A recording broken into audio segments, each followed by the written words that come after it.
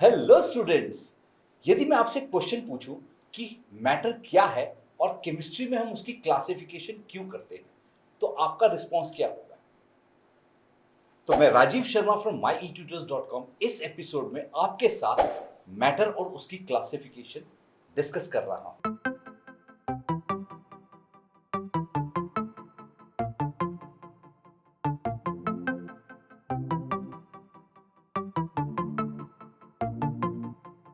Welcome back.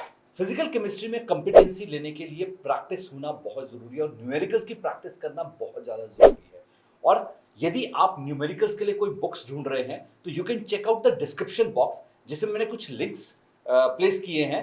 उन links को follow करके आप देख सकते हैं कि रेलेवेंट बुक्स आपके लिए कौन सी हैं। और जो हम मैटर की क्लासिफिकेशन की बात कर रहे थे, तो मैटर की क्लासिफिकेशन जो है, हमारे जो आसपास जो कुछ भी है उससे हमें, मैटर की क्लासिफिकेशन से हमें पता लगता है कि हमारे पास कौन सी चीज किस तरह से है, उसकी प्रॉपर्टीज पता लगती हैं और उससे हम बहुत कुछ इंटरप्रिटेशन कर सकते हैं। तो चले क्लास में और देखें कि मैटर क्या है और उसकी क्लासिफिकेशन कैसे की जा सकती है। तो मैटर को हम क्लासिफाई कर सकते हैं कि एनीथिंग विच ऑक्यूपाई स्पेस।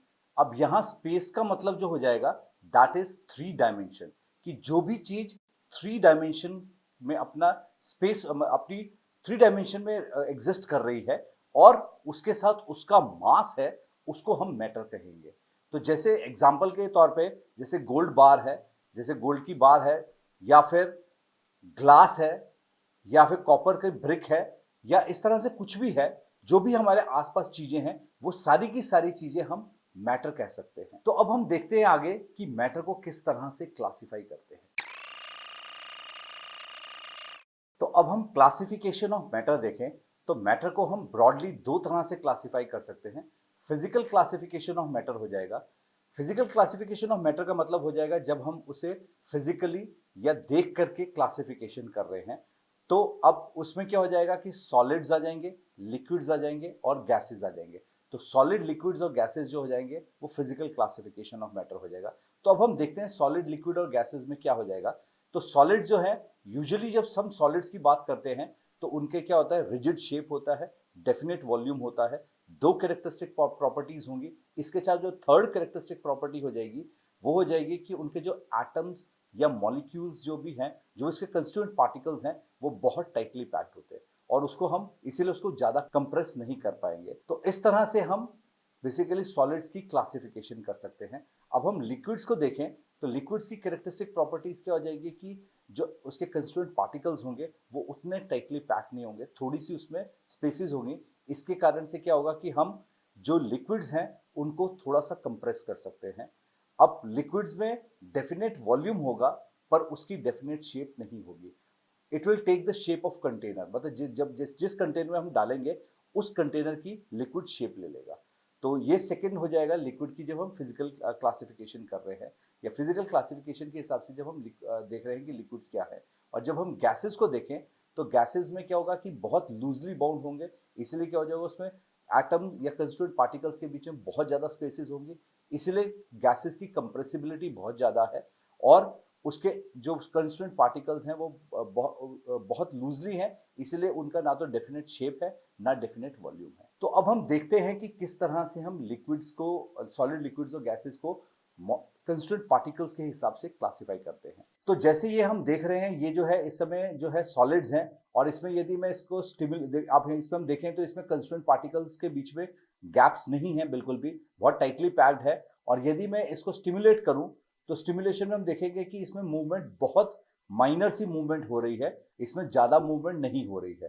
तो इसीलिए क्या हो जाएगा कि जो, इसीलिए हम कहते हैं कि जो सॉलिड्स है उसकी कंप्रेसिबिलिटी बहुत ज्यादा नहीं है या निग्लिजिबल कंप्रेसिबिलिटी है उसके अंदर, क्योंकि उसके एटम्स या कंस्टिट्यूएंट पार्टिकल्स के बीच में बहुत ज्यादा डिफरेंस नहीं है। अब हम देखें तो ये लिक्विड्स हैं और इस लिक्विड्स में हम देखें तो कंस्टिट्यूएंट पार्टिकल्स में डिफरेंसेस थोड़े से ज्यादा हैं। और यदि अब मैं इसको स्टिमुलेट करूं तो इसमें हम देखेंगे कि मॉलिक्यूल्स में मूवमेंट बहुत ज्यादा हो सकती है, कंपेरेटिवली सॉलिड से काफी ज्यादा मूवमेंट हो सकती है। इसीलिए लिक्विड्स में क्या हो जाएगा, कंप्रेसिबिलिटी एग्जिस्ट करेगी कि हम लिक्विड्स को जब कंप्रेस करेंगे तो थोड़ा सा कंप्रेस हो जाएगा। और अब हम देखें गैसेस में तो गैस पार्टिकल्स जो है बहुत ज्यादा दूर दूर होंगे। इस कारण से क्या होगा कि जो वॉल्यूम उसका बहुत ज़्यादा होगा और जिस हम कंटेनर में उसे डालेंगे उस कंटेनर की शेप ले लेगा। और अब इसको मैं स्टिमुलेट करूँ तो हम देख रहे हैं गैस मॉलिक्यूल्स में बहुत ज़्यादा रैंडम मोशंस हैं और बहुत ज़्यादा रैंडम मोशन उसमें एग्जिस्ट करती हैं और इसीलिए उसकी क्योंकि स्पेसिस ज़्यादा होने के कारण कंप्रेसिबिलिटी उसकी बहुत ज़्यादा होती है गैसेस की। तो अब हम देखते हैं केमिकल क्लासिफिकेशन। तो केमिकल क्लासिफिकेशन में जो हो जाएगा, हम मैटर को दो तरह से क्लासिफाई कर सकते हैं। फर्स्ट हो जाएगा उसको सब्सटेंसेस में या प्योर सब्सटेंसेस में हो सकता है, दूसरा हो सकता है मिक्सचर्स हो सकता है। तो प्योर सब्सटेंसेस जो हो जाएंगे, जो उनको फर्दर क्लासिफाई करेंगे तो एलिमेंट्स हो जाएंगे। अब एलिमेंट को हम ऐसे डिफाइन कर सकते हैं कि it is the simplest possibility existing with the pure substances. जो भी प्योर सब्सटेंसेस हो गए उसकी जो सिंपलेस्ट फॉर्म हो जाएगा, that is termed as an element. और ये जो एलिमेंट्स हैं जो हम पीरियोडिक टेबल में देखते हैं वो 109 एलिमेंट्स हैं, हम उन्हीं की बात कर रहे हैं यहाँ पे। तो वो एलिमेंट्स एग्जिस्ट करेंगे। और वैसे ही नेक्स्ट हो सकता है कंपाउंड्स हो सकते हैं। अब कंपाउंड्स जो हो जाएंगे वो क्या हो जाएंगे कि जिसमें एक से ज्यादा एलिमेंट्स केमिकली लिंक हो चुके हैं तो उनको हम कंपाउंड्स कहेंगे। जैसे हो जाएगा सल्फ्यूरिक एसिड। सल्फ्यूरिक एसिड एक कंपाउंड है क्योंकि उसमें हाइड्रोजन, सल्फर और ऑक्सीजन के एटम्स जो है यूनाइट कर रखे हैं और उसके बाद सल्फ्यूरिक एसिड का फॉर्मूला आ रहा है H2SO4। तो उसके हिसाब से हम उसको कंपाउंड बोल सकते हैं। और उसमें क्या होगी, डेफिनेट कंपोजिशन होगी हर एक एलिमेंट की। अब यदि हम H2SO4 बोल रहे हैं तो सल्फ्यूरिक एसिड है, H2SO3 सल्फ्यूरिक एसिड नहीं होगा, वो सल्फ्यूरस एसिड हो जाएगा। तो जैसे हम एक एग्जांपल ले रहे हैं कि कंपाउंड का, जैसे H2O है उसको हम वाटर कहेंगे और H2O2 जो हो जाएगा दैट इज हाइड्रोजन पेरोक्साइड। अब जब दो हाइड्रोजन एटम एक ऑक्सीजन से ज्वाइन कर रहे हैं तो उसको हम वाटर कहेंगे और जब दो हाइड्रोजन एटम दो ऑक्सीजन एटम से ज्वाइन करेंगे तो वो हाइड्रोजन पेरोक्साइड हो जाएगा। तो दोनों में कंस्टिट्यूएंट पार्टिकल्स डिफरेंट है, डिफरेंट कॉम्बिनेशन से ज्वाइन कर रहे हैं, इसीलिए वो कंपाउंड भी डिफरेंट है। अब जो है मिक्सचर्स है नेक्स्ट। तो मिक्सचर्स जो होंगे जिसमें एक से ज्यादा एलिमेंट्स या कंपाउंड्स को हम किसी भी रेशो में मिक्स कर दें। जब हम उसको किसी भी रेशो मिक्स कर देंगे तो वो जो हो जाएगा मिक्सचर हो जाएगा। जैसे इसका हम एक एग्जांपल देख सकते हैं।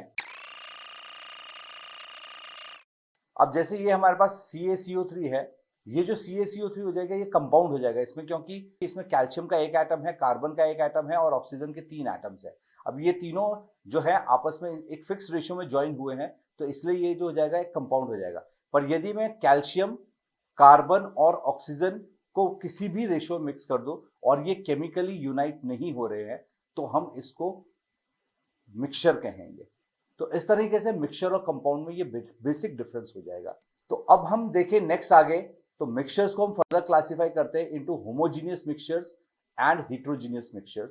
होमोजीनियस मिक्सचर्स हो जाएंगे जिसमें दोनों सब्सटेंसेस, दो या दो से ज्यादा सब्सटेंसेस जो हमने मिक्स किए हैं उनको हम डिस्टिंग्विश नहीं कर सकते। वाटर में मैं शुगर ऐड कर दूं तो वो जो सोल्यूशन बनेगा वो सोल्यूशन में हम शुगर के पार्टिकल्स को आइडेंटिफाई नहीं कर सकेंगे, डिस्टिंग्विश नहीं कर सकेंगे वाटर के पार्टिकल्स से। तो इसीलिए हम उसको बोलेंगे होमोजीनियस सोल्यूशन। पर यदि हम वाटर में सैंड डाल दें या मड डाल दें या आयरन फिलिंग्स डाल दें, कुछ भी डाल दें और उसको हम इजीली आइडेंटिफाई कर सक रहे हैं, तो जब हम इजीली आइडेंटिफाई कर सक रहे हैं तो उसको हम हेटेरोजीनियस मिक्सचर बोल देंगे। तो इसी तरीके से होमोजीनियस और हेटेरोजीनियस मिक्सचर्स हो जाएंगे। अब जो कंपाउंड्स हैं उनको हम फर्दर क्लासिफाई करते हैं into organic compounds and inorganic compounds. अब ऑर्गेनिक कंपाउंड्स हो जाएंगे जिसमें जो कार्बन से रिलेटेड कंपाउंड है, और हम जब जो लास्ट के 3 चैप्टर्स हैं उसमें हम ऑर्गेनिक कंपाउंड्स ही पढ़ेंगे।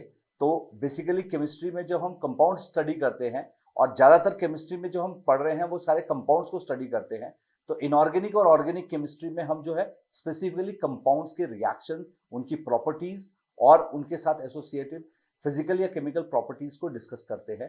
तो वो जो है उनकी कंपाउंड्स की डिटेल एनालिसिस है। तो इस तरह से ये हो जाएगी मैटर की क्लासिफिकेशन। ये थी मैटर की क्लासिफिकेशन। और यदि आपको किसी भी पॉइंट पे कोई डाउट हो तो नीचे कमेंट सेक्शन में कमेंट करें, I will definitely get back on that comments. यदि अभी तक आपने मेरे इस चैनल को सब्सक्राइब नहीं किया है तो do consider subscribing my channel and don't forget to hit the bell icon. आप मुझे डिफरेंट सोशल प्लेटफॉर्म्स पे भी फॉलो कर सकते हैं। This is Rajeev Sharma signing off. Thanks for watching this episode.